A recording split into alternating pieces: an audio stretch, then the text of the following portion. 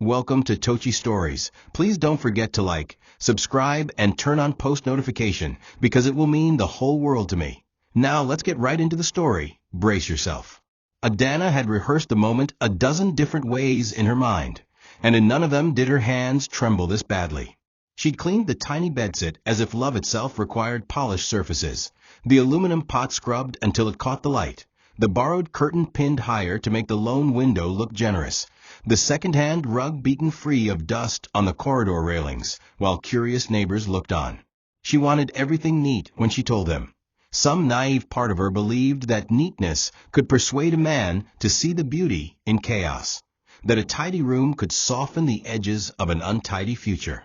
When she heard Chiquitti's brisk knock, 3 impatient raps that sounded like a manager summoning a junior staff, her heart leapt into her throat, then dropped heavily back into place. He stepped in with his usual swagger, expensive perfume announcing him before his mouth did, phone in hand, a lazy smile that said he'd already forgiven her for whatever inconvenience she might represent tonight. "Babe, be fast," he said, glancing at the time like a man with 1,000 better places to be. She asked him to sit. He didn't. She gestured toward the stool anyway, and he finally perched on it, knees apart, tapping the sole of his Italian shoe against the rug in a quick, irritated rhythm. She told herself to breathe, then reached for courage the way she reached for a needle, careful, precise, with her fingertip ready to bleed for it. "Chiquitti," she began, voice steadying as she spoke the truth she had carried alone for 2 missed cycles, a nausea that seemed like both punishment and promise, and the gentle terror that woke her each dawn. "I'm pregnant." She tried to smile, a small, hopeful curve, the kind you wear at church when the pastor says something that could be about you if you're brave enough to claim it. For a moment, one tiny, suspended heartbeat, he blinked and seemed to really see her. The girl with calloused fingers from hemming other people's dreams. The lover who had waited in the rain outside his office because he said he liked surprise visits. The woman who had chosen him with her whole chest, even when her friends warned her that choosing a man who saw the world as a ladder meant he would always be searching for the next rung. That moment passed. A laugh burst from his mouth, short, incredulous, ugly, and he stood so quickly the stool scraped the floor, screeching like a reprimand. He didn't shout first. That would have been easier to bear. He did something worse. He smiled the way a bouncer smiles before he denies entry to a man in cheap shoes. "Pregnant," he repeated lightly, like tasting a pepper that everyone else swore was mild. "And I'm supposed to clap?" His eyes moved around the room, cataloging poverty and making a case against her future. The patched ironing board, the cracked plastic mirror propped against a bucket, the sewing machine on the table that took up half the room. He reached into his wallet, pulled out a tight roll of cash, flicked the rubber band off with his thumb, and let the bundle fall on the table with a soft, humiliating thud. "Take," he said, voice low, each syllable a bruise. "You know what to do." Adanna stared at the money as if it might bite. "I'm keeping my baby," she heard herself say, and it startled her that her mouth knew the words even as her body shook. His face changed the way skies change over the Atlantic, sunlight gone in a blink, then a storm that thinks it owns the horizon. He stepped closer, the perfume now sickly, a sweetness that coated the back of her tongue. "Don't be stupid," he hissed. "You think I'll carry shame around? A tailor's child." The words boxed her ears. Tailor. Not designer. Not businesswoman. Not even seamstress. Tailor, the way some people say house help when they mean nobody. She backed up until her thigh met the edge of the bed and sat, more from physics than choice. He looked down at her belly, still flat beneath the floral house dress, and with a dismissive wave that sliced through the room like a cane, he delivered the sentence she would hear again in nightmares, on bus rides, in queues at the clinic, in the quiet moments when the kettle clicked off and the room felt too big for one breathing creature. "Get rid of that rubbish in your womb." Something broke in the room that had nothing to do with furniture. She didn't cry, yet. The tears would come later, frantic and unstoppable, like rain rattling a zinc roof. For now, she swallowed a pain so dense it felt like a stone. She heard a neighbor's radio bleating high life through the thin wall and thought, absurdly, that life outside her door remained possible. "Chiquitti, please," she said, and hated the word as soon as it left her tongue. He picked up his phone, already half gone into a world of men who measured love in receipts and counted respect in decimals of net worth. "Don't call me again until you've done the needful," he said, moving for the door. Then, as if generosity might polish his cruelty, he looked back and added, "I don't want drama." The door clicked. Silence swelled, thick and heavy. Adanna stared at the money as if it were an accusation. Slowly, she stood, walked to the window, and tugged the curtain aside. Night had slipped into the street. Children herded indoors. A woman selling roasted corn, packing her tray. Adanna pressed her palm against her belly, flat but suddenly bright with meaning. "You are not rubbish," she whispered, each word a stitch anchoring fabric to fabric. "You are mine." She gathered the money, not to obey him, but to pay rent and buy beans and gari for the week ahead. She folded it into the bottom of a biscuit tin, where she kept spare buttons and chalk and a measuring tape with smudge numbers, then sat at the machine and began to sew, the needle rising and falling, a metronome for the promise she made herself. She would keep this child, and when the world tried to make her choose between dignity and survival, she would teach it a new language where both could live in the same sentence. Abandonment doesn't happen at once. It happens in ripples, each one stealing warmth from the shore. First came his silence, days the color of flat water. Phone screen blank, no scene, tick on the messages she drafted and deleted. The call log a small museum of unanswered attempts. Then came the practical cruelties. The landlord who knocked and soft-voiced as a priest reminded her that compassion did not keep roofs from leaking. The neighbor who used her washing line when she wasn't home. The girl she'd once mentored who crossed the street when she saw Adanna's belly begin to show under the plain dresses. Food became arithmetic. She learned the exact weight of a cup of beans, the line the oil reached in the plastic bottle before the stew tasted thin, the way gari swelled in water like a promise that might or might not keep. She measured days by nausea and stitches completed, by the damp circles of sweat her elbows left on the machine's wooden table. On the bus to the clinic, women argued about which hospital killed fewer babies, and whether sardines were poison or protein. A young man in the back wore a T-shirt that said "Hustle Loud" in block letters, and Adanna wanted to laugh, because pregnancy sometimes felt like the quietest hustle of all. Your body building a future in whispers while the world shouted its opinions.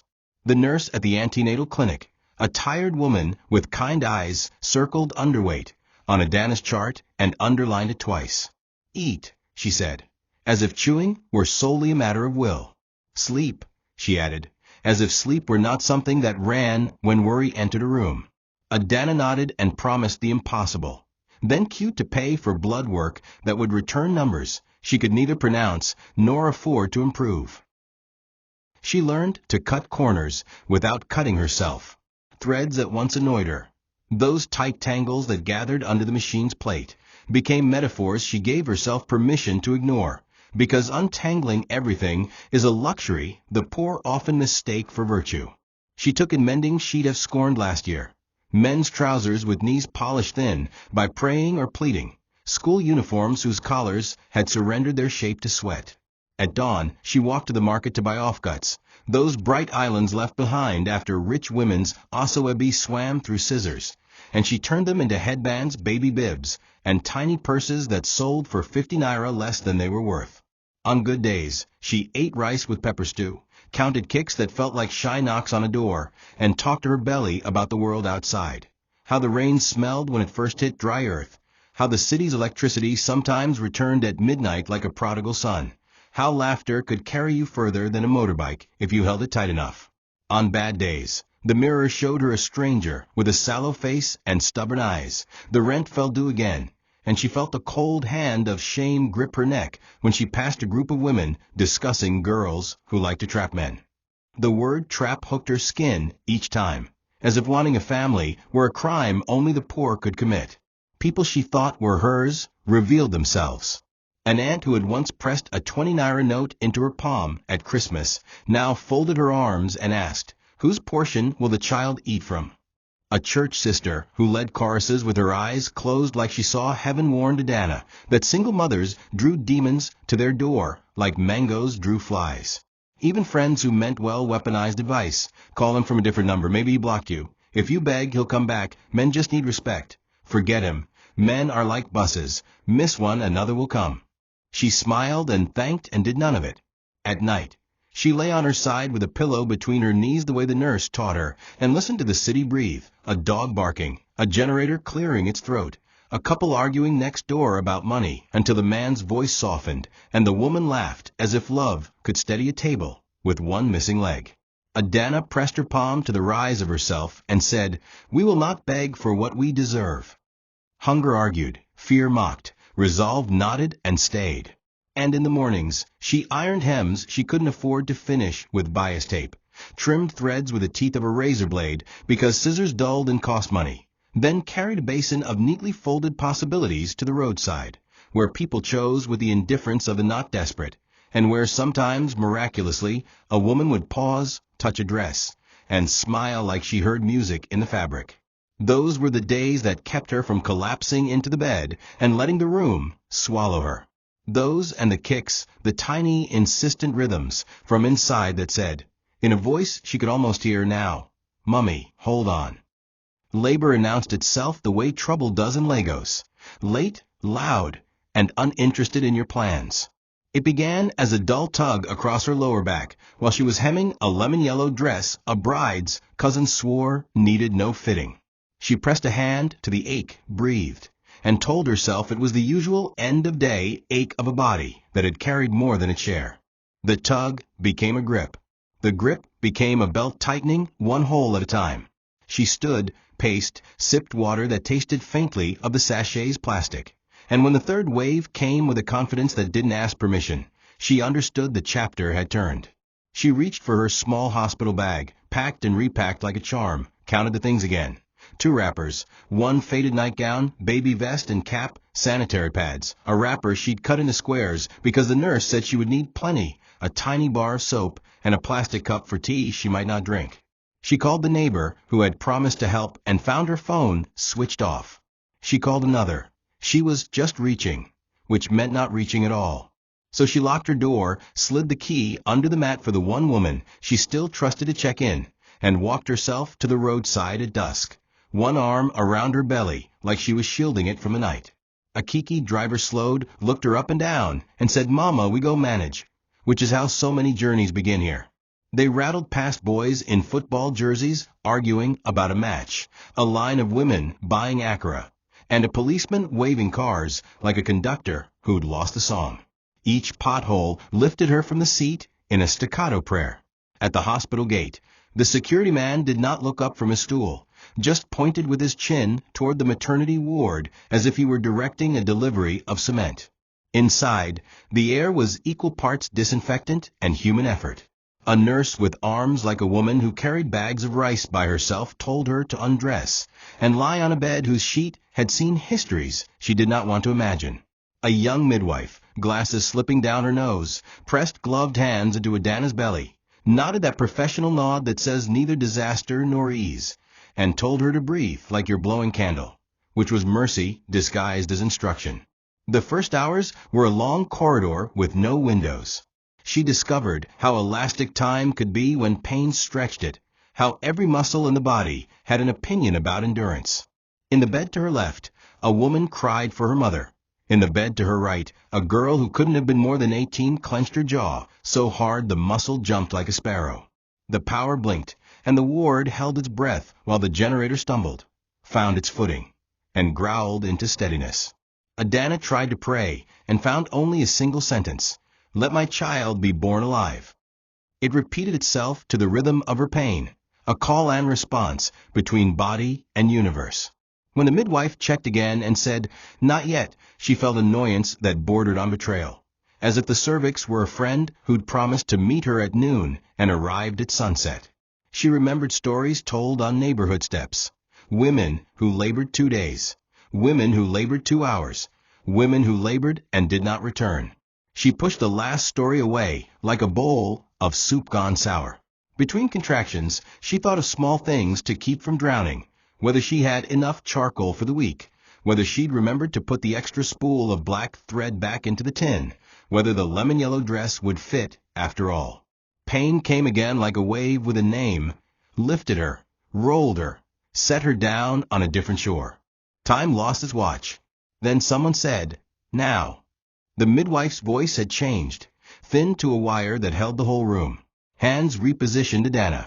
Instructions became a metronome. Chin to chest, hold your breath, push, breathe, again. The world narrowed to the size of a ring of fire, and the promise beyond it. She dug her fingers into the thin mattress and pushed, eyes squeezed shut not from effort alone, but from the fierce refusal to imagine failure. She thought of Chiquiti standing in her room that night, saying rubbish, and a rage so pure it felt clean tore through her and gathered itself into purpose.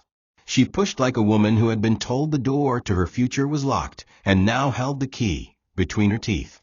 There was shouting, hers, theirs, and a sudden, impossible relief like stepping from sun into shade.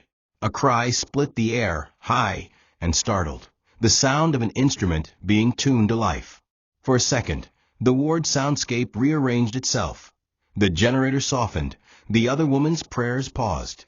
The nurse's slippers scuffed in a gentler rhythm. They placed a small, damp, wriggling certainty on her chest, and Adanna laughed, sharp, shocked, alive. Because the weight was the exact opposite of rubbish. It was gold. "Boy," someone said, a voice full of the ordinary miracle. He rooted, found, latched, and in that elemental choreography her body told the truth to every lie spoken over it. The midwife asked for a name to write on a card.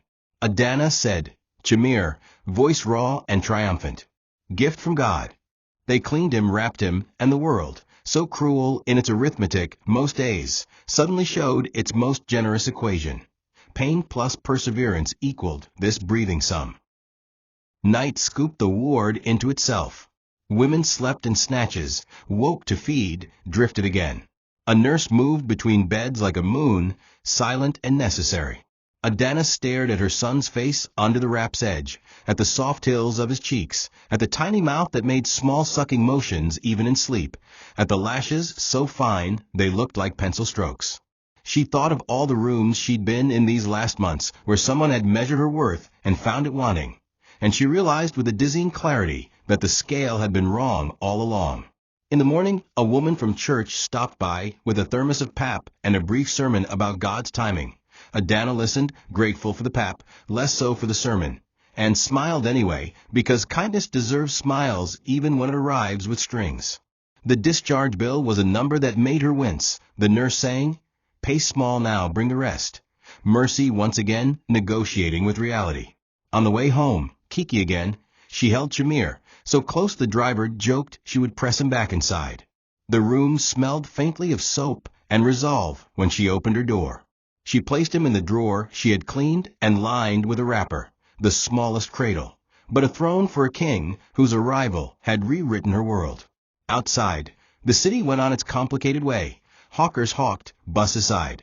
Radios offered news and nonsense in equal measure. Inside, Adanna sat on the edge of the bed, looked at her son, and said words that would become a morning ritual. "You are wanted. You are worthy. You are not a mistake. You are the proof that love can choose itself even when men do not." She did not think of Chiquiti then. Or rather, she thought of him only as a past tense, an old grammar that no longer fit this new sentence she'd written with her body and her courage. She drank water, ate a piece of bread that tasted like feast, lay down beside the drawer, and slept the sleep of a woman who had walked through fire and come out holding the flame. Morning began before sunrise, not because the world was generous, but because babies measured time with their own private calendar. Chimere's soft whimper pulled Adanna from sleep, and she rose with the instinct of a woman who had quickly learned that answers must arrive before questions turn into crying. She warmed water in a dented kettle, balanced it on the single burner that sometimes coughed out blue, sometimes orange flame, and made a bath in a basin where she'd washed fabric the night before. The room smelled of laundry soap and starch, a scent that had become her perfume and her promise. After feeding and burping him, she lay him back into the lined drawer that served as a crib, propping a folded wrapper at one side so he wouldn't roll.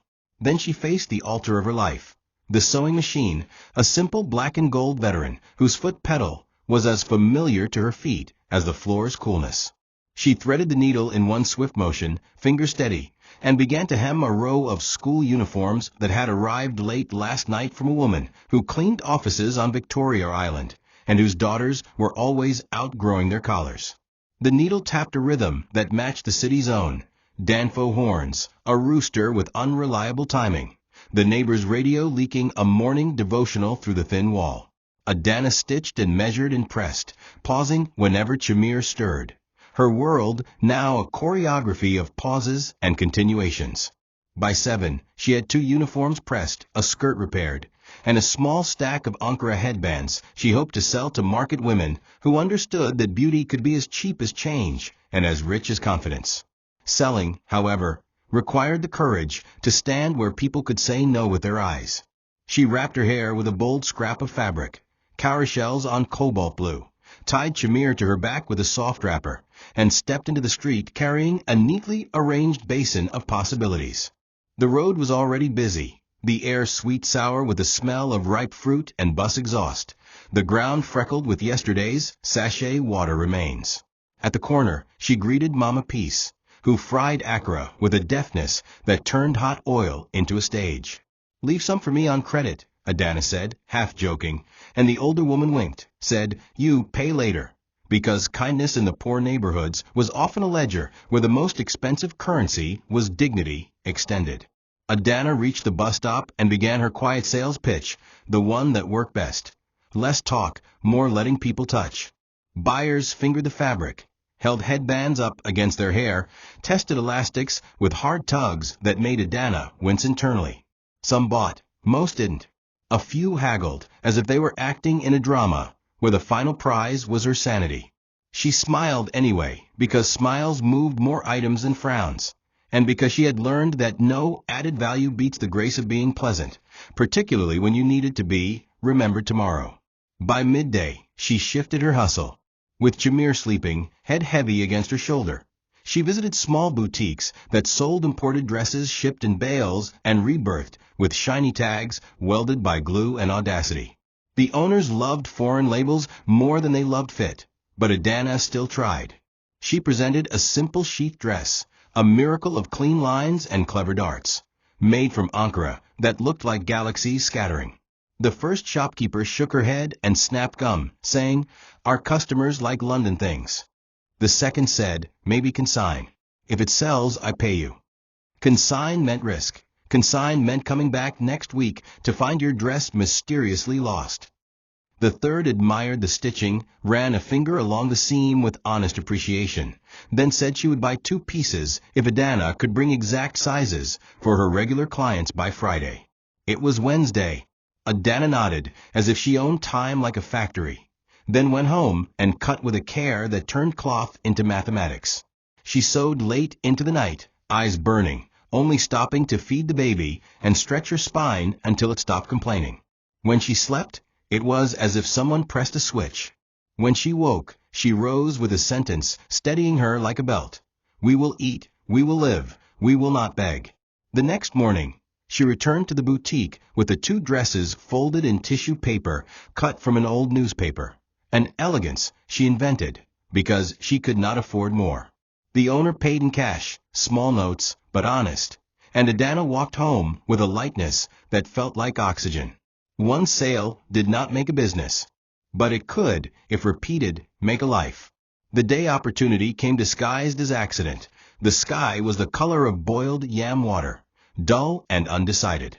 Adanna had set up a modest display at the edge of the market where the ground sloped slightly, so every passing rain carved a new map. On a borrowed rack hung 8 dresses in a careful gradient, from a pale lemon sheath that looked like a freshly peeled mango slice to a deep indigo caftan that made even the shyest woman stand straighter. She had resisted the urge to crowd the rack, understanding instinctively that abundance can look like confusion when space is small. Chimere, now a plump 3-month-old, slept in a sling at her front, one tiny hand caught in the V of her blouse like he had claimed her heartbeat for himself. Women came, touched, priced. Men glided by with a head tilt that suggests neither interest nor disdain, just a life moving fast. Then chaos, a bustle of bodies, 3 girls with identical eyebrows and phones in their hands like awards, followed by a woman whose energy arrived before she did. The woman paused, looking less at the rack than at the way the lemon dress flirted with the afternoon's flat light.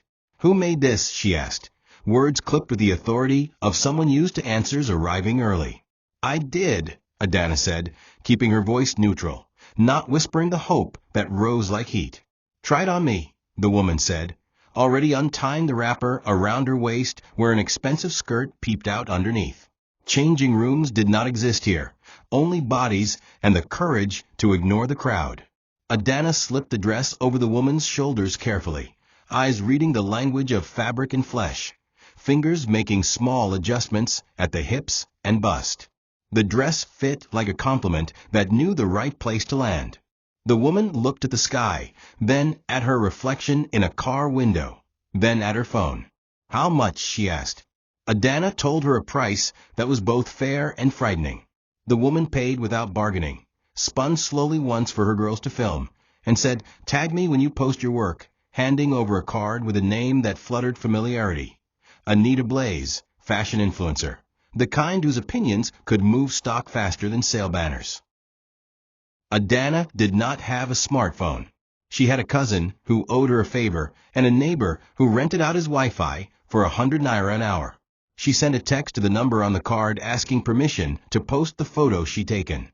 This time she had asked, hand steady, heart wild, and received a reply within minutes. "Post." "I'm posting too." By evening, her cousin rushed over, phone in the air like a torch in a crowd shouting, "Sister, see? She tagged you." The video was a short reel, Anita stepping into the lemon dress, the camera catching the moment fabric settled like agreement. "Found this queen in Lagos Market," the caption read. "Local hands, global finish. Support your own." The comments bloomed like harmattan fires. "How much? Where? Does she ship?" Adanna felt simultaneously seen and exposed, like someone had opened a window in a room she had grown used to. She scrambled to reply, dictating messages to her cousin, folding them into limited English that would travel further, watching inquiries multiply beyond comprehension. She stayed up late writing down sizes, names, delivery addresses, prices that made sense, prices that did not, promises she intended to keep even if it broke her body for a week. Orders poured in from places she had never been and from people whose profile pictures looked like magazine covers. The next morning, she walked to the fabric market with a list clenched in her fist, bought more than she had ever dared, bargaining with a calm she did not feel, then carried the bales home on a borrowed barrow that squealed at every turn. When the landlord saw the fabric, his eyebrows rose with curiosity, then recalculated into respect. He did not knock about rent that day. What followed was a week that stretched time. She formalized processes she had only half invented. A notebook with columns for order, size, date promised, deposit received. A system of safety pins color-coded for size. A bartered arrangement with a delivery rider who agreed to batch her parcels for a reduced fee. She hired 2 teenagers after school hours to iron and thread needles, paying them with small notes and bottles of orange soda that made them work as if they were drinking courage. She learned the painful math of success. When orders multiplied, mistakes did too. She misread a measurement and made a waist too tight for a woman whose comment on the reel had read snatched, and she paid to alter and redeliver with an apology that included a polite note in bubble letters.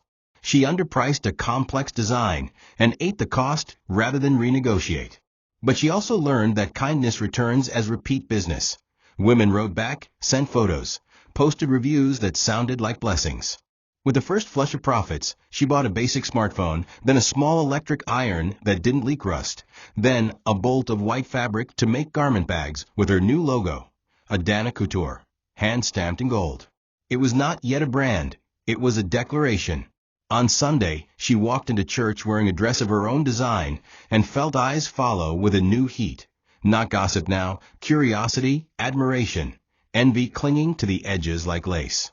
When the pastor spoke about God lifting people from dust to distinction, she did not look around to see if anyone thought of her. She simply held her sleeping son tighter and whispered, "We are coming up," not as arrogance, but as accounting. A tally of days spent bending over a machine, of belief risking itself daily against evidence, of a lemon dress that had opened a door she once thought sealed to girls like her. Success needs a home, not just a hustle. And Adanna understood this the morning the living room turned into a maze of garment racks and fabric bolts, a domestic jungle where even sunlight had to weave through color to reach the floor. Clients now insisted on fittings, and fitting in a bedsit was a comedy that quickly soured. Elbows knocked picture frames, zippers snagged on door handles. Babies woke mid-measurement. She began to look for a shop. The search was a crash course in ambition's logistics. Some spaces were cheap because they were cursed by location, tucked behind kiosks selling engine oil and goat head pepper soup, where the air felt sticky with distraction. Others were perfect rectangles in perfect spots, priced like plots in heaven. She prayed, counted, waited, and then found it. A narrow shop with a glass front on a street that caught both foot traffic and a wind that occasionally remembered to blow. The landlord, a man with a goatee too black to be honest, quoted a rent that made her swallow once, and then say yes, because saying no would have been a greater risk. The first day she collected the keys, she stood in the empty space and imagined it full, a wall of neutral paint to let fabric speak, a clean sign, 2 mirrors that did not distort, 1 long table for cutting, a corner where a kettle would live, and pour tea that tasted of arrival. She called the 2 teenagers and offered them after-school jobs. She called a cousin to paint. She called a carpenter to build a rack that would not collapse under the weight of women's dreams. When a sign went up Adanna Couture in simple black letters, she watched passers-by read it aloud, felt the name settle into the neighborhood like a newcomer introducing herself with confidence and humility in equal measure. Opening day had no ribbon, no press release, just a door that was unlocked and a prayer whispered into the fresh paint. The first client was a teacher who needed a dress for a niece's introduction. The second was a banker whose office air conditioning made her shiver and who wanted jackets that looked like competence and felt like love. The third was the boutique owner who had first paid cash, now back with a list of clients, and the alert posture of someone who knew she was early at a party that would soon be too crowded for comfort. Adanna took measurements with the intimacy of a doctor and the respect of a friend. Writing numbers like secrets she would guard with her life. She stitched in the back while the teenagers learned to steam seams without leaving water spots, and the world discovered that the shop's mirrors made anyone stand a little taller. By afternoon, a small queue formed, a miracle that threatened to turn chaotic. She introduced a simple system, numbered tokens for fittings, WhatsApp appointments for those who preferred to feel exclusive, a deposit policy that was polite but firm. She printed a price list that balanced fairness and the cost of sleeplessness. She learned to say, "That design will not suit you," with a smile that felt like protection rather than insult, and clients thanked her for saving them from themselves. When Anita Blaze strolled in with a camera crew for a 5-minute feature on hidden gems, the street outside filled with people pretending to pass by. Business after that interview was not a flood this time. It was a tide, regular and predictable, the kind you could build a harbor for. Growth demanded people, and people demanded leadership. Within months, she hired 2 experienced seamstresses, Aisha, with hands that flew, and Kem, who could coax a zipper to behave simply by speaking to it kindly. Adanna created a rhythm that turned chaos into choreography. Mondays for measuring and cutting, Tuesdays and Wednesdays for stitching, Thursdays for fittings, Fridays for finishes, Saturday mornings for pickups before parties turned fabric into memory. She started a tiny Saturday class for 3 girls from the neighborhood who hovered in the doorway with the hunger of apprenticeships. She taught them how fabric grain can make the difference between a dress that behaves and a dress that insists on its own ideas, how to change a needle before it complains in broken threads, how to press not just for neatness, but for shape. She paid them, because exploitation is not a foundation for blessing. And she made rules that dignified the room. We do not insult bodies here. We do not mock accents. We do not rush mistakes into the world. With structure came freedom, and with freedom came innovation. She added a small line of ready-to-wear jumpsuits in solid colors that did not quarrel with accessories. They sold out on the first weekend. She opened a separate Instagram page for the brand, posted photos on clean backdrops, replied to comments with warmth, and began to receive inquiries from across borders, Ghana, Kenya, even a Nigerian nurse in Manchester who wanted a piece of home tailored to the climate she now endured. On the day a client cried in the fitting room because the dress made her feel like God didn't forget me, Adanna closed the shop early and took her team for suya and soft drinks, paying the bill with a gratitude that made her chest hurt. The sign outside glowed under the soft evening, and for the first time, she allowed herself to think not just of survival or even success, but of legacy, a name her son could point to and say, "My mother built that with a needle and her refusal to break." Success, Adanna discovered, had a sharp edge. The more orders came in, the more she felt the strain of being both the head and the hands of Adanna Couture. At first, it was exhilarating to watch the booking calendar fill up 2 weeks in advance, to have clients beg for express services, to see racks of completed garments ready for pickup.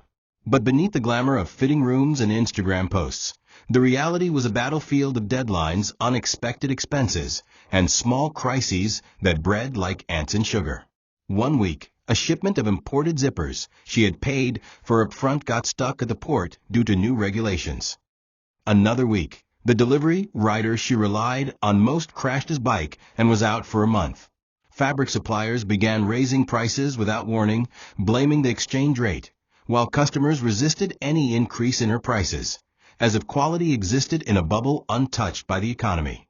The team she had built worked hard, but human beings were not machines.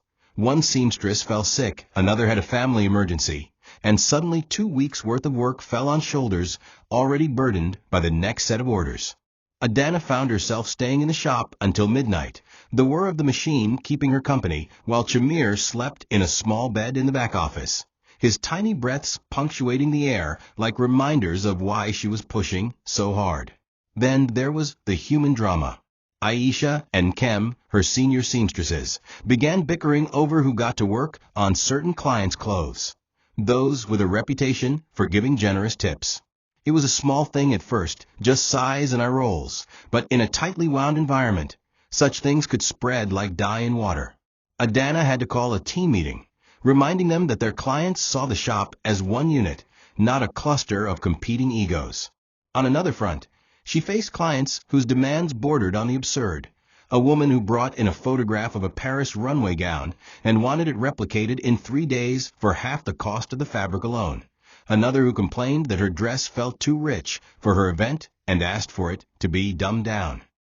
Adanna had to learn to say no without losing customers, an art that meant mastering the balance between politeness and firmness, between "I can do it" and "that is not possible here."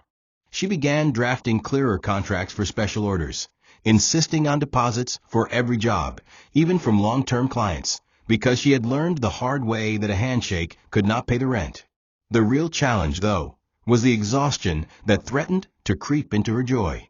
There were mornings she woke with her fingers aching, her back stiff, and her eyes burning from staring at stitches too long.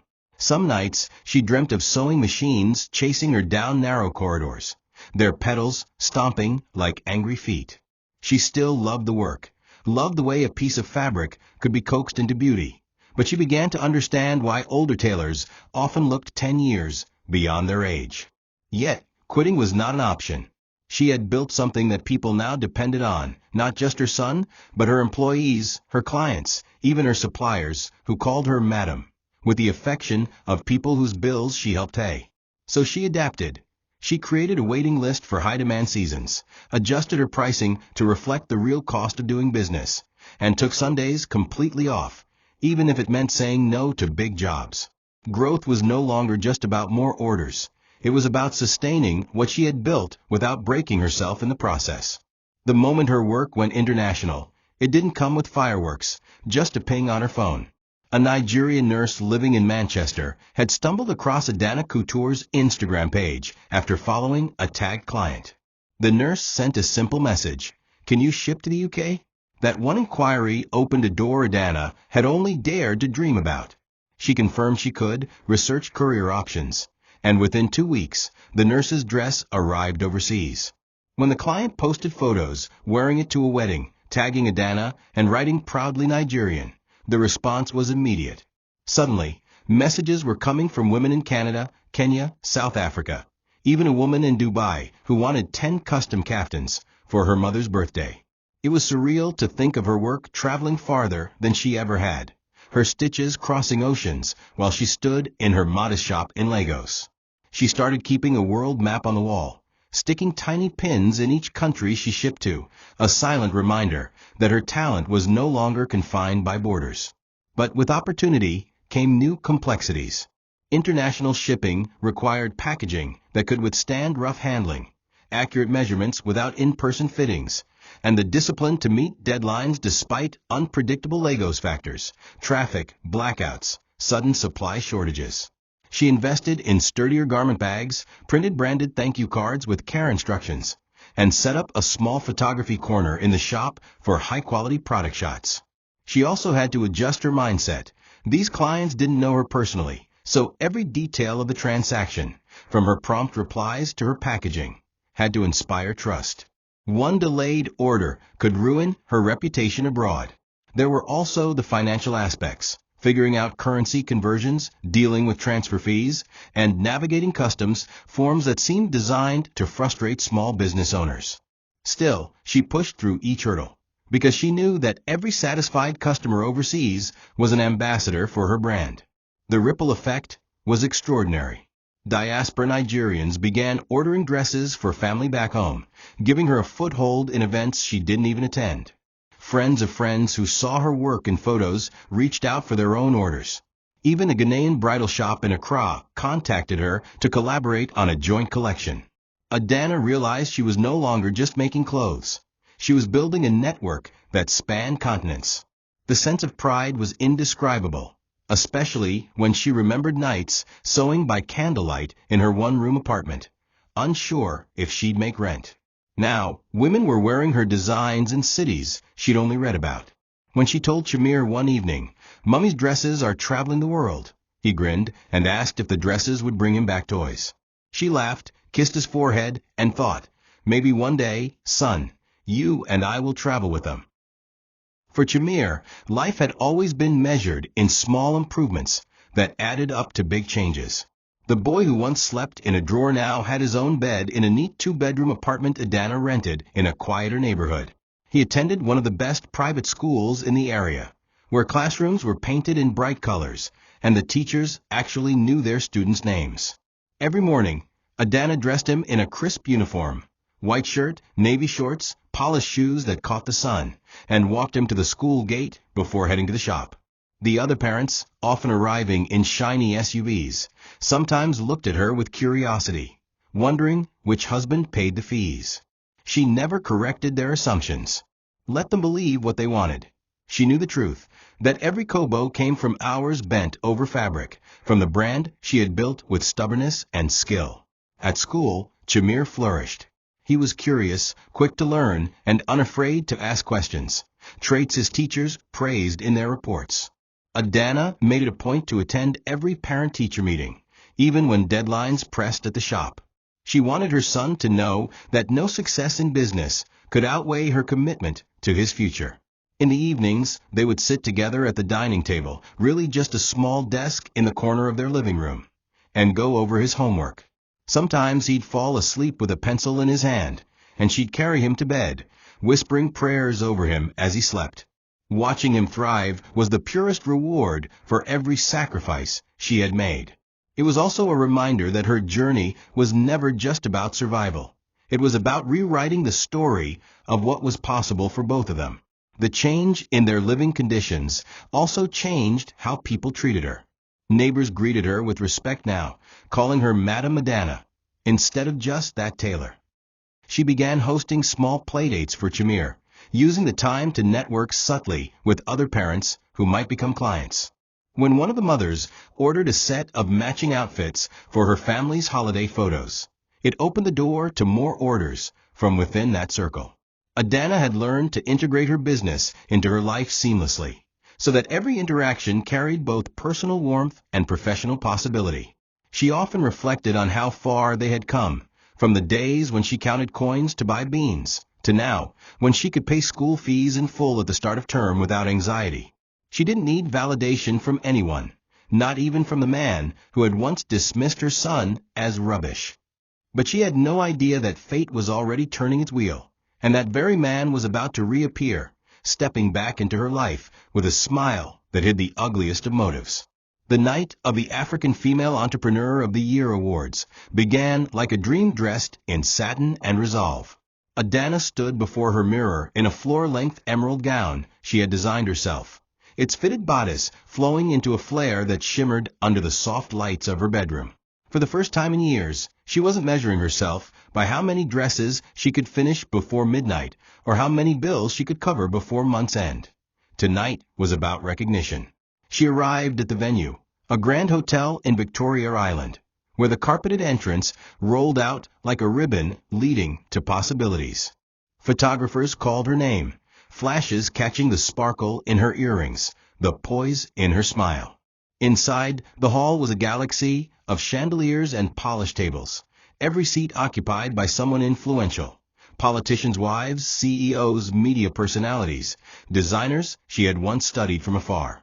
When they called her name as the winner, she walked to the stage on legs that felt both light and heavy, her hands trembling as they handed her the plaque. In her acceptance speech, she spoke about perseverance, about how talent needed stubbornness to survive, about her son being her biggest inspiration. Applause swelled, and for a brief, shining moment, she felt as if every needle she had ever threaded had been leading to this exact applause. What she didn't know was that somewhere at the back of the hall, leaning against the wall in a suit that had once fit better, was Chukwudi. He had not come as a guest, he wasn't on any list, but had found a way in through an old friend who worked with the events catering team.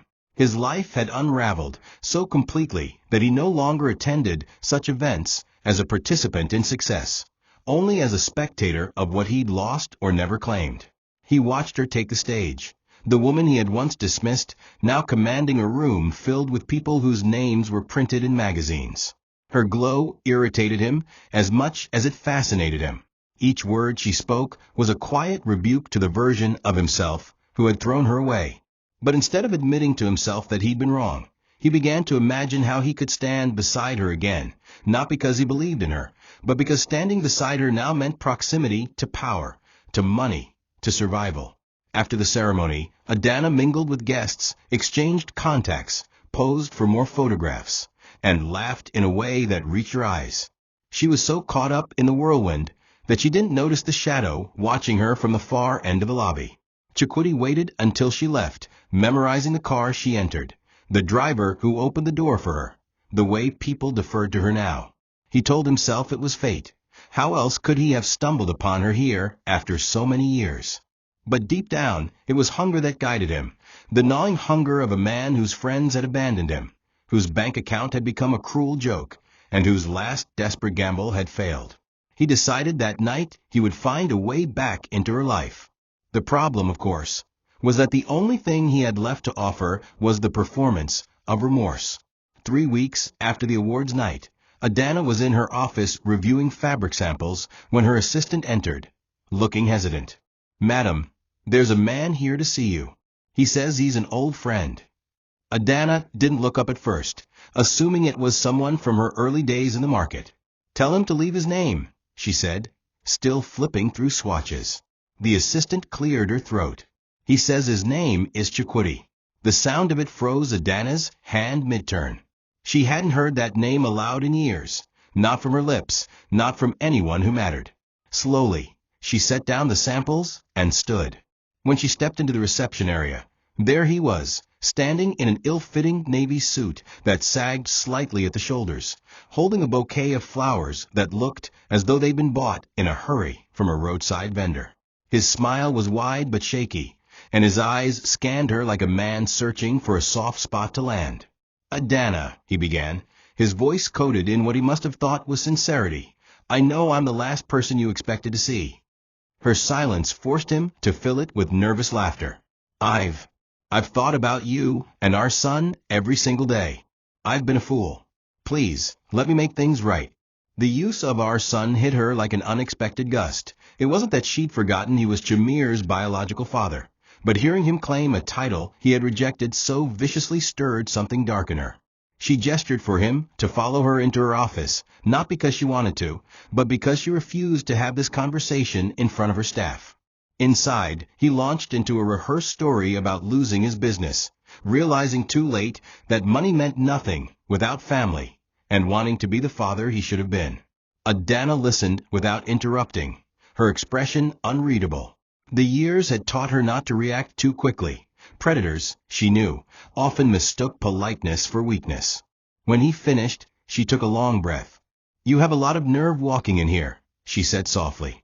7 years of silence. "And now you want to be a father?" Chakoti nodded, as if her words were an invitation. "I've changed," he insisted. "Please, just give me a chance to prove it. I don't want to lose you again." Adanna studied him carefully. Something in his eyes didn't match his words. It was restless, calculating. But she also thought of Chimere, and whether it might be better for him to at least know the man whose blood he carried, even if the relationship was distant. "I'll think about it," she said finally. The relief on his face was almost convincing. As he left, bouquet in hand after she refused it, Adanna felt a strange weight settle in her chest. She didn't know it yet, but she had just opened the door to the most calculated performance of love she would ever witness. Chakoti returned 2 days later, this time with a box of pastries from an upscale bakery and a charm that felt more practiced. He asked if he could pick Chimere up from school just to spend some time. Against her better judgment, Adanna agreed, but only after warning him not to make promises he couldn't keep. When Chakoti arrived at the school gates, Chimere eyed him with the polite curiosity children reserve for strangers. "I'm your dad," Chakoti said, crouching to meet his eyes. Chimere looked over at his mother, who gave a small nod, then replied simply, "Okay." It wasn't the tearful reunion Chakoti might have imagined, but he smiled and took the boy's hand. That afternoon, he bought him ice cream, asked about his favorite subjects, and listened with the attentiveness of someone auditioning for a role. Chimere, though reserved, began to warm to him. Children are quick to accept kindness at face value, especially when it comes from someone they've been told is important. Over the next 2 weeks, Chakoti became a visible presence. He offered to run errands for Adanna, attended Sunday service with them, and even folded fabric at the shop when the staff was busy. He presented himself as humble and willing, a man transformed by regret and love. Clients who saw him there assumed he was part of her success story, a supportive partner working quietly behind the scenes. Adanna, however, kept her guard up. She had learned to read people in the same way she read fabric, examining the weave for weaknesses, testing the stretch, feeling for hidden flaws. And something about Chakoti's sudden eagerness didn't sit right.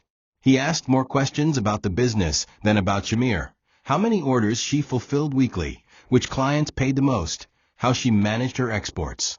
He cloaked the questions in casual curiosity, but they were too specific to be innocent. One evening, after closing, Adanna watched him from the doorway as he packed away some fabric bolts. His phone rang, and instead of answering it in front of her, he stepped outside. She stayed by the window, catching fragments of his words. "She's soft now. Give me time. Once I get co-ownership, we're clear." The words hit her like a blow. In that moment, she knew with absolute certainty that Chakoti's return had nothing to do with love or fatherhood. It was about money, about securing a lifeline to drag himself out of whatever mess he'd created. She felt a surge of anger, but she didn't confront him then. Instead, she decided on something far more effective. If he thought she was soft, he was about to discover how wrong he was. The trap would have to be set carefully, but when it closed, there would be no escape. Chakoti's presence became a regular fixture, but so did the small warning signs that confirmed Adanna's suspicion. It wasn't the big, obvious mistakes. He was too careful for that. It was the subtle moments, the ones that didn't fit the story he was selling. He always offered to help in the shop, but his help rarely extended beyond handling customer lists, flipping through order books, or asking about her top-selling items. When clients came in to pay deposits, she noticed how his eyes followed the cash like a starving man watching food. He asked too many casual-sounding questions. "So who's your biggest customer abroad? Or how much do you spend shipping a big order like that? Or if something happened to you, who would run all this?" Each time, Adanna gave vague answers, smiling like she hadn't noticed his fishing. But she was noticing. She also caught the way his phone calls always ended abruptly when she entered the room, or how he'd step outside the shop to answer them, even when the reception indoors was clear. These weren't the habits of a man committed to building a relationship with his son. They were the maneuvers of someone running a side game. Chamir, on the other hand, had started to warm up to him in that innocent way children do when given ice cream, attention, and praise. They played board games together, went to the park once, and Chikuti even attended his school's weekend sports day, cheering louder than most fathers. But Adanna knew children couldn't always see the long game. She remembered, too, clearly the night Chikuti had called her unborn child rubbish.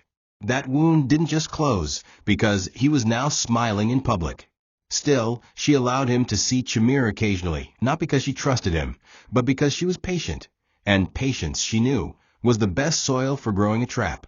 Whenever he made a show of offering to invest in her business or talked about working together as a family, she would nod politely, neither agreeing nor refusing. She wanted him to believe she was softening, that his performance was working. Her close friends noticed the change in her energy, the calculated calm with which she moved around him. One evening, her friend Amaka stopped by the shop after closing. "Are you sure about letting him back in like this?" she asked, sipping tea at the counter. Adanna simply replied, "I'm sure about what I'm doing." She didn't elaborate, and Amaka didn't press. Adanna had already begun recording certain conversations, keeping logs of the questions he asked, noting down dates and times of his suspicious phone calls. If he was trying to use her, she was going to make sure she had proof strong enough to leave no doubt, proof that would hit him where it hurt the most, his ego. The more she watched him play his part, the more she refined the ending she wanted for him. She wouldn't just expose him. She would do it in a way that would strip away whatever scraps of dignity he thought he still had. It was on a Thursday evening that Adanna's quiet suspicions solidified into undeniable truth. She had stepped outside the shop after hours to lock the main gate when she heard Chikuti's voice from around the corner. He was speaking in low tones, clearly trying not to be overheard, but the stillness of the street carried his words just far enough. "She's come around," he was saying. "Give me a few more weeks, and once she signs the co-ownership papers, we're in business. Her exports alone can cover everything we need to pay off the debt. The woman is loaded now, shop, customers abroad, everything." There was a pause, then a muffled laugh, and he added, "And the best part? She thinks I'm here for her and the boy. Easy target." The laughter on the other end of the line was faint but audible, a man's voice urging him to move quickly before she changes her mind. Adanna stayed frozen, the cool evening air doing nothing to ease the heat that burned in her chest. There it was, the confession she had been waiting for, laid bare in his own words. She let him finish his call, then stepped quietly back into the shop before he returned, arranging her face into the same calm she'd been wearing for weeks. If he suspected she'd overheard him, he didn't show it. Instead, he walked in with that same performative smile, kissed Chamir on the forehead, and told Adanna he'd see them on Sunday. She nodded as if nothing had happened, watching him leave with the slow satisfaction of a woman who knew the endgame was now fully in her hands. That night, she replayed the memory of his voice in her mind, each sentence a nail sealing his fate. She didn't need to confront him. Confrontation would give him time to cover his tracks, twist the narrative, or disappear. No, she would make sure the proof reached more ears than just hers, and she would do it in a setting where the audience would be impossible to ignore. She thought about the people who mattered most in her business, the clients who had supported her from the start, the local leaders who respected her, the media contacts who would never pass up a good story. The stage had to be public, but it also had to look natural. That was when the idea took shape, a celebration. Something that would look like a happy family event, but would actually be the moment she turned the light fully on him. She smiled to herself, the kind of smile that comes when a seamstress knows the last stitch will hold the entire garment together. Planning the trap became Adanna's private project. She told no one, not her friends, not her staff, not even Amaka. If the plan leaked, Chikuti might get wind of it, and she couldn't risk him slipping away before the curtain fell. She decided the event would be framed as a family and business celebration, ostensibly to thank her clients, friends, and staff for their loyalty and to share some exciting future plans. She knew that if she invited Chikwudi as the man by her side, he would show up glowing, convinced it was his grand re-entry into her life and, more importantly, her business. In the weeks leading up to it, she allowed him to believe he was winning her over. She let him pick Shamir up from school more often, accepted his offers to help with deliveries, even shared small laughs in public. Every gesture was calculated, each smile a thread in the fabric of his undoing. Behind the scenes, she was preparing the real centerpiece of the evening, the audio recording of his conversation. She had already transferred the clip to a secure USB drive, with copies saved in multiple places. She also reached out to a discreet contact in the media, a journalist she trusted, who agreed to attend the celebration unofficially. She arranged for a sound system that would play her speech, and, at the right moment, the recording.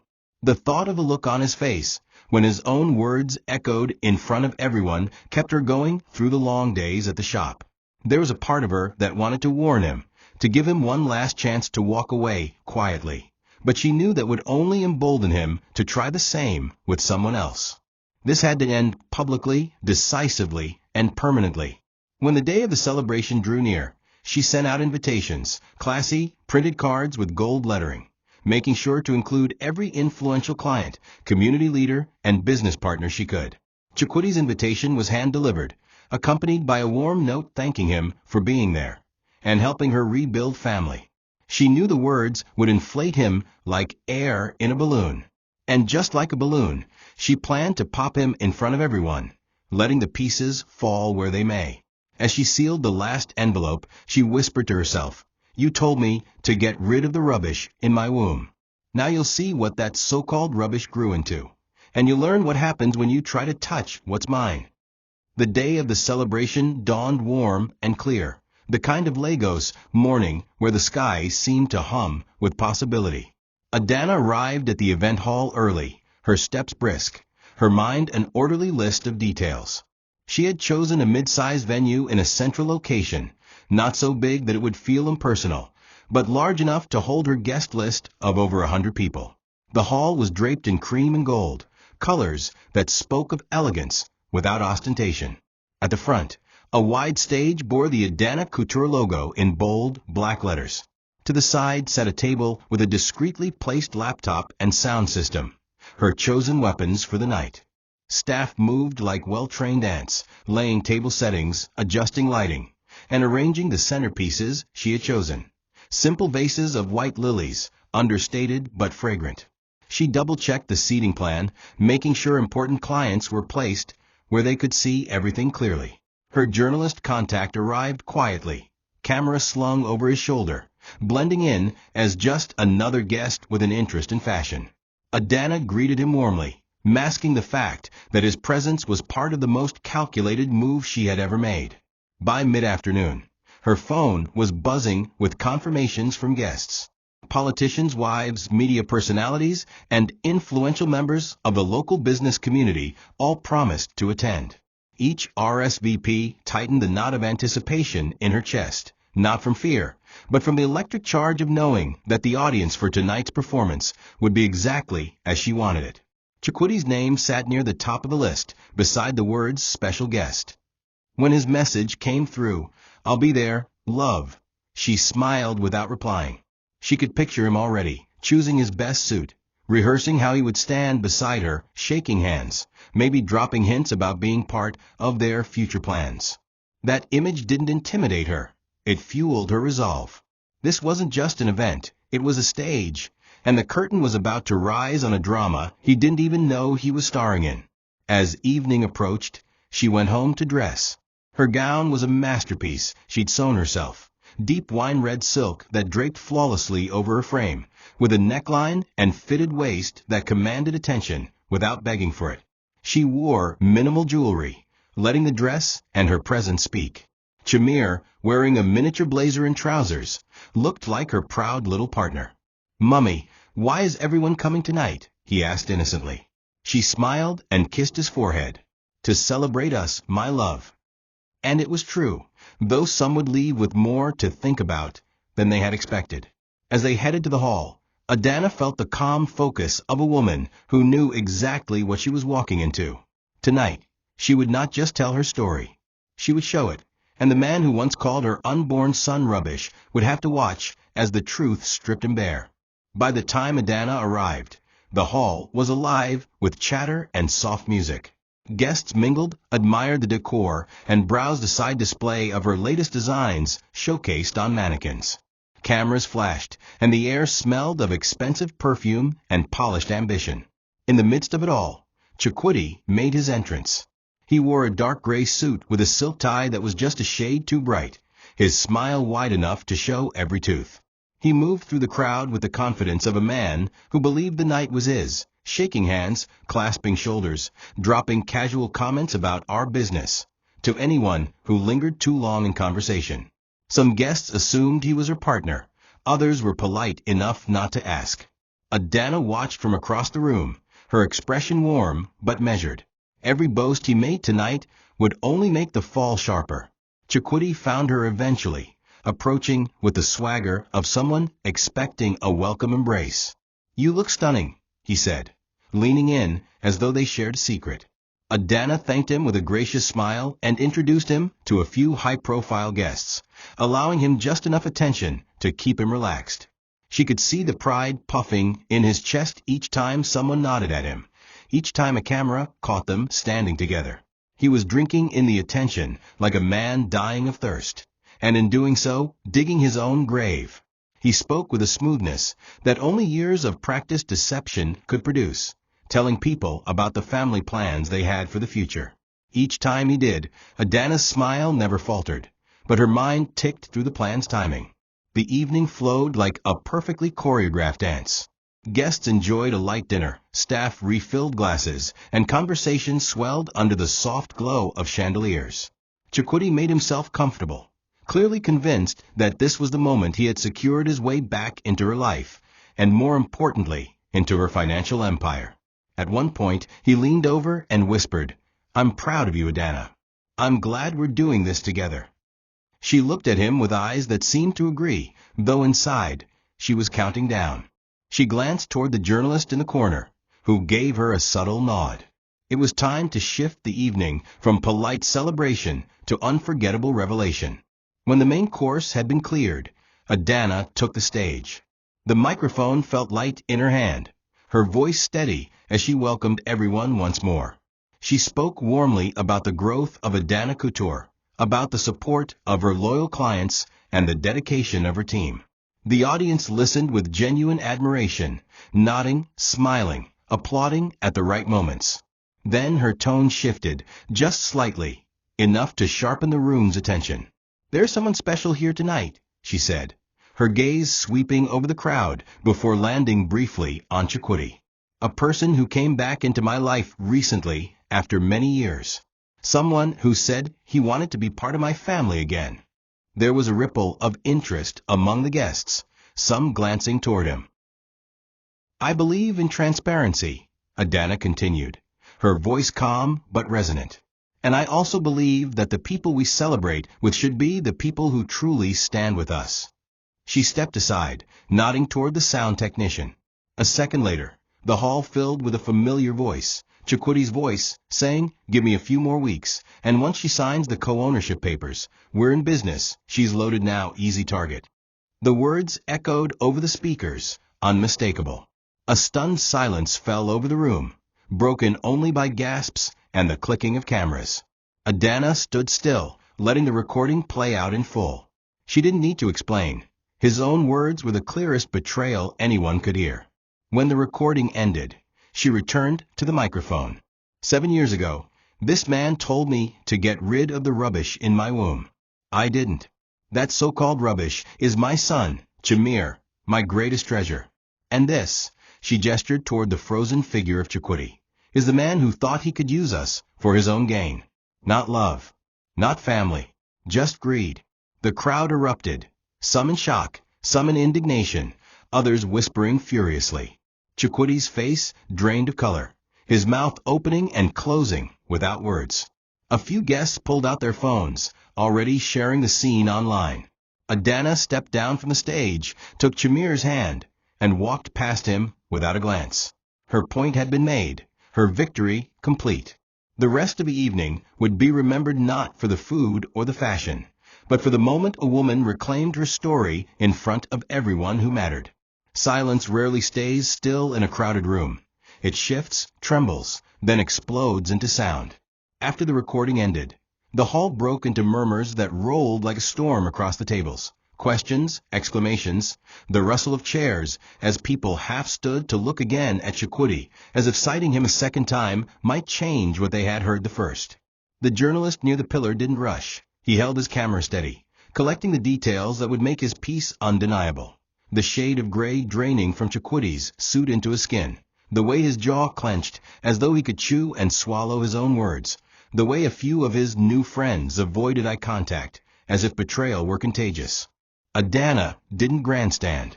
She didn't shout or demand apologies. She simply nodded to the MC to resume soft music, as if the night had shed a rotten tooth and could now smile with relief.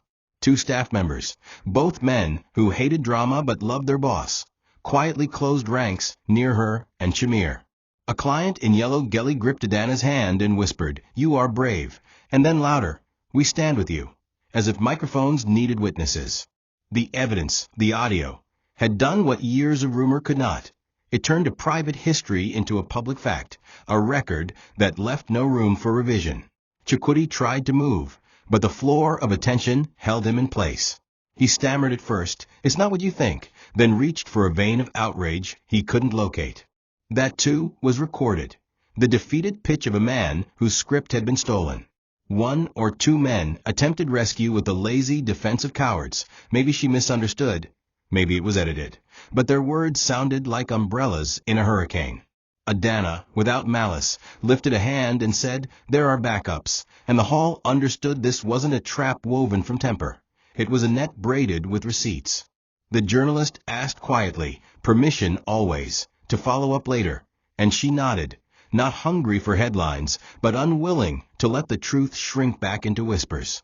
Outside, the evening air tasted of rain and change. A cluster of guests, phone cameras still lit, murmured about how many times women had to hold the knife by the blade and still be asked if they were the ones who bled correctly. Inside, her team carried on with the smooth efficiency of people who had already chosen a side. Nkem adjusted a mannequin's drape as if to say the work would not become smaller because a man had tried to weaponize it. Aisha brought water for Adanna and a carton of juice for Chamir, adding a wink that said, "You finish him with style." When at last he found the door, Chakoti walked through a corridor of quiet that was heavier than booze. He wanted someone to shout at, to push against. Instead, he met the tender cruelty of indifference. Outside, his phone erupted with messages not of solidarity, but of vanishing. "Guy, call me in a week. Bro, this is messy. Let it cool down." Debtors do not weep for their fellow debtor. They hide their credit behind clean hands. He gripped the railing and stared into the parking lot as if the dark could offer answers. Behind him, the event continued like a life that would not orbit his failure. Desserts arrived. Laughter returned in careful waves, and a playlist glided from high life to soft jazz. Adanna made 2 short rounds of the room, one to thank those who had come, another to hug her staff, and then sat with Chamir at a corner table. He had questions, because children are honest. She answered without venom, because mothers must. "He wanted money, not us," she said, smoothing his hair. "We protected what is ours." The boy leaned against her shoulder and, with the simple wisdom of the cherished, said, "Okay." That night, the journalist sent a text. "Story sent to my editor. You told it yourself. My work was easy." She replied with thanks and a request. Keep the focus on the evidence and the lesson. No gore, no gossip. He agreed, and the city, forever hungry for scandal, received instead a plate of consequence. Morning did not ask for permission to arrive. It brought clarity with the first light. Adanna woke to a phone unreasonably busy. Messages from clients promising continued patronage. Voice notes from women she didn't know thanking her for making public a pattern too many lived privately. emails from 2 retail buyers abroad who had seen clips online and now wanted wholesale conversations. She replied methodically, not intoxicated by the noise, anchored by the same habits that had built her life. Confirm orders, schedule fittings, bless allies, archive what did not require response. She brewed tea strong enough to steady a heart and watched Shamir eat his breakfast, his chatter a bomb that proof could never be. Before school, she crouched to his height and said what mattered most. We are safe. We are loved. And we don't build our lives on sorries that arrive empty. He nodded solemnly and, like children do, asked for plantain after school. She smiled. The empire she cared about most was not built of silk and storefronts. It was the quiet daily ritual of choosing each other. On her way to the shop, she stopped by a small print house and approved a modest poster for the front window. Dignity is a business strategy. Customers photographed it posted and wrote in captions that respect could be measured as clearly as inseams. A week later, applications for apprenticeships doubled. When she announced a Saturday scholarship program for single mothers and girls who had left school too soon, the slots filled in an hour. She hired another seamstress, set firmer boundaries around consultations, and moved her legal paperwork from a drawer into a lawyer's office with a retainer that spelled out the price of future peace. As for Chikwudi, the city did not eat him. It did something worse. It forgot him with increasing speed. His debts, once camouflaged by bravado, stepped into the open like uninvited relatives. Men who had promised introductions began answering his calls with the smooth unreachability of success. The last real estate parcel he'd hoped to flip died on a spreadsheet no bank manager would bless. He came once to the shop in daylight, unshaven, rage rubbing his words raw. He didn't reach the door. 2 security guards Adanna had hired after the event met him at the curb with the unambiguous grammar of crossed arms. She watched from a window for a breath, not in triumph, but to ensure the boundary held, then turned back to a client whose joy at a perfect fit reminded her what power looks like when it is not trying to own anything but itself. Later, a mutual acquaintance sent word that Chikwudi wanted to apologize, properly, in private. Adanna declined without ceremony. She had already heard his truest words on a loudspeaker. No softer version would add value. At church the next Sunday, the sermon was about forgiveness. She listened, nodded, and practiced her version. She let go of the need to see him punished beyond the consequences he had earned. She did not, however, dismantle the fences that kept her and her son safe. There is a forgiveness that opens gates and a forgiveness that fortifies walls. She chose the latter and slept well. On the anniversary of opening her first shop, Adanna threw a small party for her team. No celebrities, no speeches designed to trend, just jollof, suyak, cake, and the ordinary holiness of people who know how to clap for one another without envy. She gave each staff member a handwritten note naming the exact ways they made the work better. Aisha's speed with sleeves, Nkem's zipper diplomacy. The teenagers turned apprentices who now handled clients with a grace that embarrassed older tailors across town. Shamir cut the ribbon on a new classroom at the back, Adanna School of Cutting and Confidence, and grinned as if inaugurations were a family hobby. Later, mother and son walked home under a sky that had once felt too wide to shelter them. "Mummy," he said, swinging her hand, "what did you do with the rubbish?" She stopped, knelt, and kissed his forehead, laughter catching in her throat. "I turned it into treasure," she said. "And then I locked the door."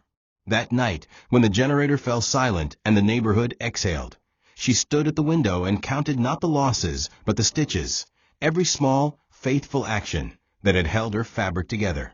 Outside, the world kept making noise about money, power, spectacle.